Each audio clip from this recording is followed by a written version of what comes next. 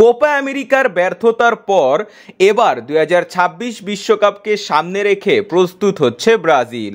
সেই প্রস্তুতির অংশ হিসাবে চলতি বছর 26 বিশ্বকাপের বাছাই পর্বের ম্যাচে আবারও মাঠে নামছে ব্রাজিল। ইতিমধ্যেই 2023 সালে ব্রাজিল 6টি বাছাই পর্বের ম্যাচ খেলে ফেলেছে, তাই 2026 সালে আরও 6টি বাছাই পর্বের ম্যাচ খেলবে তারা। বিশ্বকাপ বাছাই পর্বে নিজেদের দ্বিতীয় ম্যাচে প্যারাগুয়ের বিপক্ষে মাঠে নামবে ব্রাজিল। নিজেদের পয়েন্টস টেবিলের অবস্থার উন্নতি করতে এই ম্যাচটি ব্রাজিলের জন্য খুবই গুরুত্বপূর্ণ। তো চলুন এক নজরে দেখে নেওয়া যাক ব্রাজিল ও প্যারাগুয়ে ম্যাচের সময়সূচি ও পরিসংখ্যান।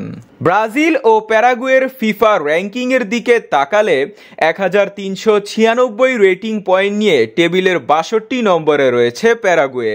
ওদিকে 1785 রেটিং পয়েন্ট নিয়ে টেবিলের 5 নম্বরে রয়েছে ব্রাজিল। আবার চলতি বিশ্বকাপ বাছাই পর্বে দুই দলের পয়েন্টস টেবিলের দিকে তাকালে প্যারাগুয়ে 6টি ম্যাচ খেলে 1টি ম্যাচ জিতেছে, 2টি ড্র ও 3টি হেরেছে। 5 পয়েন্ট নিয়ে টেবিলের 7 নম্বরে রয়েছে তারা। ওদিকে ব্রাজিলও 6টি ম্যাচ খেলে 7 পয়েন্ট নিয়ে প্যারাগুয়ের এক ধাপ উপরে, অর্থাৎ টেবিলের 6 নম্বরে রয়েছে। এরপর ব্রাজিল ও প্যারাগুয়ের হেড টু হেডে সর্বশেষ 5 ম্যাচে 5টি ম্যাচই জিতেছে ব্রাজিল। সর্বশেষ দেখা হয়েছিল এবারের কোপা আমেরিকায় গ্রুপ পর্বের ম্যাচে। সেই ম্যাচে 4-1 গোলে জয় পায় ব্রাজিল। স্পষ্টই বোঝা গেল প্যারাগুয়ে র্যাঙ্কিং পারফরমেন্স প্রায় সব দিক দিয়েই পিছিয়ে রয়েছে তারা।